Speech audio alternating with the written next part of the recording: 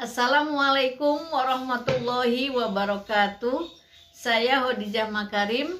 Topik kita kali ini adalah variabel terikat dan contohnya. Teman-teman sekalian, sengaja saya pilihkan topik ini untuk membantu teman-teman yang akan mengajukan judul skripsi, yang akan melaksanakan penelitian. Mungkin ini bisa membantu bagaimana caranya menentukan variabel terikat. Nah, di dalam penelitian pasti kita menggunakan variabel tertentu ya untuk menjawab masalah penelitian. Nah, kenapa disebut terikat? Itu karena variabel terikat ini sangat tergantung pada variabel bebas. Nah, variabel terikat itu mempunyai karakteristik sebagai berikut. Jadi pada kesempatan ini saya ingin membantu karakteristik atau ciri-ciri dari variabel terikat. Nanti untuk mendalaminya teman-teman bisa membaca literatur tentang metodologi penelitian khususnya tentang variabel bebas dan terikat. Baik teman-teman sekalian, kenapa disebut variabel terikat? Itu karena variabel terikat merespon variabel bebas ya. Lalu yang kedua, kenapa disebut terikat? Karena tidak mampu berdiri sendiri ya. Jadi variabel terikat namanya juga terikat. Jadi dia sangat membutuhkan variabel lain. Kemudian variabel terikat ini karakteristik yang berikutnya adalah sangat mudah dipengaruhi oleh variabel-variabel lain. Nah, nanti kita lihat contohnya. Dan yang berikutnya, karakteristik yang berikutnya adalah variabel terikat membutuhkan variabel lain itu untuk apa? Untuk bermakna, untuk agar variabel terikat itu bisa bermakna gitu ya, tidak sesuatu yang menggantung gitu ya. Baik teman-teman sekalian, kenapa disebut variabel terikat atau dependent? Itu adalah karena variabel yang merespon yaitu apa yang sedang dipelajari dan apa yang akan diukur dalam suatu penelitian atau suatu percobaan. Ya, jadi itu yang menjadi tolok ukurnya. Sekali lagi ya, variabel terikat itu adalah variabel yang merespon, yaitu apa yang sedang diukur atau yang kita pelajari dalam sebuah percobaan atau sebuah penelitian. Ya, misalnya kalau kita lihat dengan variabel bebas ya, contohnya nih, mana variabel bebasnya, mana yang terikat. Kita ambil contoh misalnya keterkaitan antara tinggi badan dengan umur misalnya. Kita lihat anak-anak rata-rata tinggi badannya berapa, lalu remaja rata-rata tinggi badannya berapa, lalu dewasa berapa, laki-laki dan perempuan gitu kan, ada perbedaannya misalnya. Nah, kita ingin melihat berapa tinggi badan pertambahannya dari mulai fase anak-anak, remaja dan dewasa, ya kan? Mana yang kita ukur? Ya. Nah, kita lihat sekarang. Usia itu adalah variabel bebas ya, tidak terikat. Kenapa? Karena kita tidak bisa mempercepat usia atau memperlambat usia. Nah, sekarang kita lihat misalnya mengenai tinggi badan. Tinggi badan itu kan bisa diupayakan misalnya supaya anak itu lebih cepat pertambahan tinggi badannya. Itu ada teorinya bagaimana kalau dia masih masa pertumbuhan, diberi makan yang bergizi tinggi, lalu diberi latihan, olahraga tertentu dan sebagainya. Itu kan dilakukan sesuatu terhadap tadi apa yang ingin kita ukur. Jadi kalau kita lihat misalnya usia fase anak-anak, remaja dan dewasa, kan kita tidak bisa melakukan apa-apa terhadap usia. Nah, lalu kita hubungkan dengan tinggi badan. Nanti kita lihat misalnya ketika masa kanak-kanak diukur tinggi badannya sekian, ketika remaja sekian, ketika dewasa sekian. Berapa banyak responden yang diukur? Misalnya ketika sudah mengambil kesimpulan rata-rata pertambahan tinggi badan dari masa kanak-kanak ke remaja berapa senti misalnya.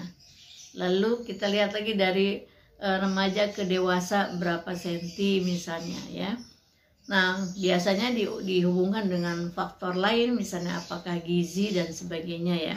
Nah, jadi setelah responden semua diukur, lalu diambil kesimpulan. Nah, jadi yang terikat dan bebas kan kelihatan kan. Jadi ada yang diukur, dilakukan pengukuran, ada yang tidak gitu ya. Kemudian kalau contoh yang kedua kita lihat misalnya hubungan antara stres dengan detak jantung misalnya. Nah, mana yang dapat dimanipulasi? Detak jantung atau stresnya misalnya. Kondisi stres lah yang dapat kita manipulasi. Misalnya dari tingkat stres yang sangat tinggi, kita lakukan manipulasi. Kita ukur misalnya ketika stresnya sangat tinggi pada seseorang, kemudian diukur detak jantungnya. Lalu supaya normal detak jantungnya, dibantu orang tersebut untuk menurunkan tingkat stresnya dari sangat stres menjadi sedang, bahkan menjadi stresnya ringan misalnya. Nah, kita ukur hubungan antara stres dan detak jantung. Nah, yang kita pengaruhi yang mana misalnya? Variabel terikat yang dipengaruhi, ya jangan lupa. Kemudian yang variabel terikat itu adalah yang menjadi akibat, ya. Kemudian tadi contohnya yang diuji kan detak jantungnya, ya, menjadi yang akibatnya tadi.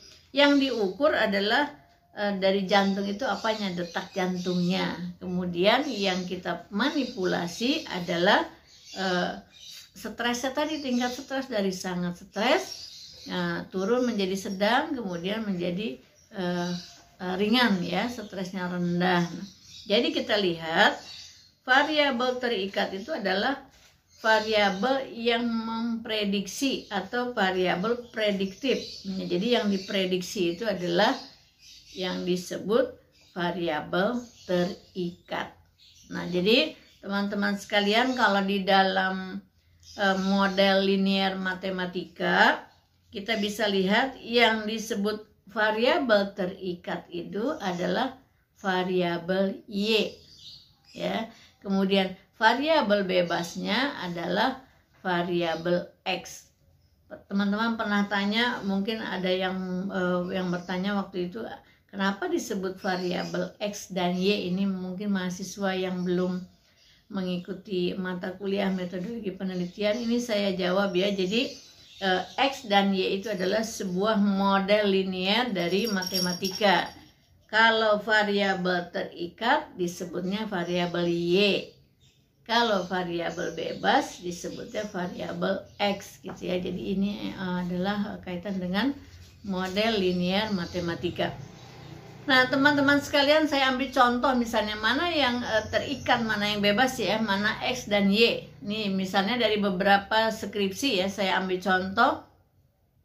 Misalnya hubungan antara minat belajar dengan prestasi belajar.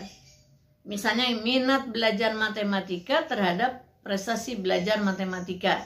Nah, yang variabel terikat adalah prestasi belajar matematika, ya. Yang variabel bebasnya adalah minat. Kenapa begitu? Karena untuk meningkatkan variabel Y, yaitu prestasi belajar matematika, kan bukan cuma minat, ada variabel-variabel lain yang kita bisa ukur, yaitu disebutnya variabel terikat. Contoh yang kedua, petani misalnya. Kompetensi petani hubungannya dengan kinerja petani. Nah, kinerja petani adalah akibat dari tinggi rendahnya kompetensi petani. Yang akan kita ukur kan kompetensi petani berpengaruh terhadap kinerjanya.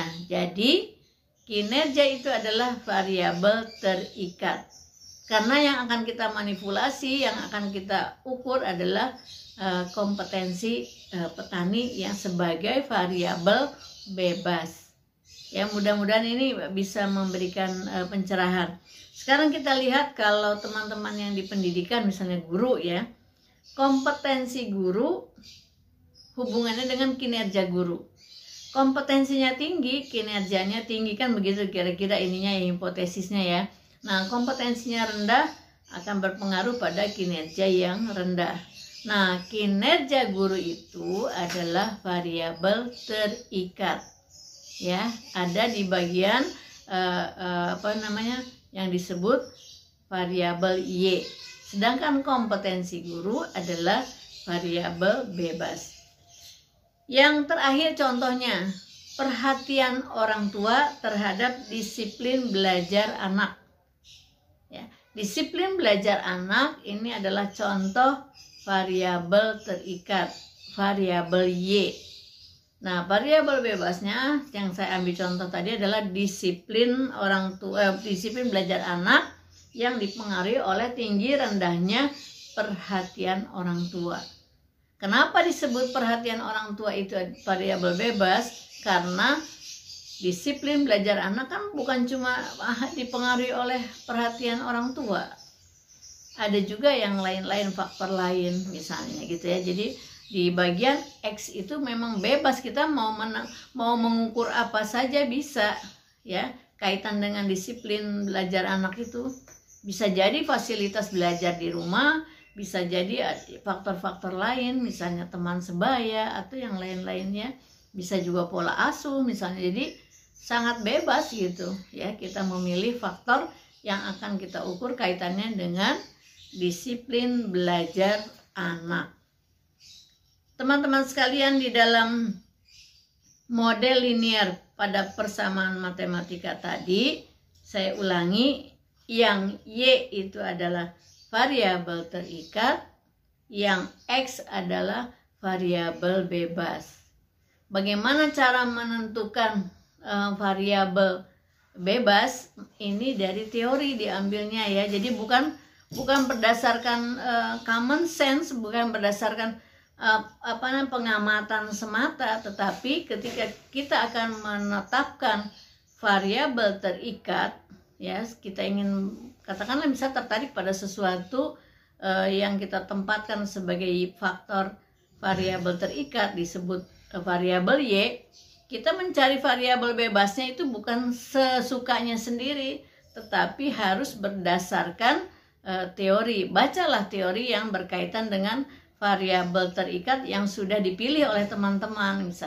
Misalnya saya ingin melihat motivasi gitu ya. Motivasi apa? Motivasi berprestasi, motivasi sosial misalnya, motivasi apa misalnya, atau tadi kinerja petani, kinerja guru dan sebagainya misalnya, kinerja karyawan, atau pemberdayaan perempuan, pemberdayaan masyarakat dan sebagainya. Lalu kita cari teori yang relevan dengan apa yang sudah kita tetapkan di variabel Y sebagai variabel terikat. Mudah-mudahan ini bisa memberikan satu pencerahan buat teman-teman yang akan menulis judul, masih bingung misalnya mencari variabel bebasnya. Kesimpulannya, satu kali lagi saya sampaikan, bagaimana menentukan hubungan sebab akibat dari variabel X dan Y ini harus berdasarkan teori.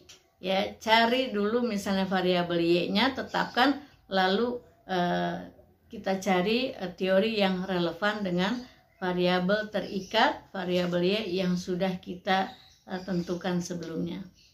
Baik teman-teman sekalian, semoga cepat di ACC judulnya, cepat lulus. Terima kasih, share ke teman-teman lain yang sesama sedang menulis judul, misalnya siapa temanmu yang satu angkatan dan sebagainya, bisa saling berbagi. Mudah-mudahan ini bisa membantu, memberikan semangat ya. Baik, mudah-mudahan ini bermanfaat. Assalamualaikum warahmatullahi wabarakatuh.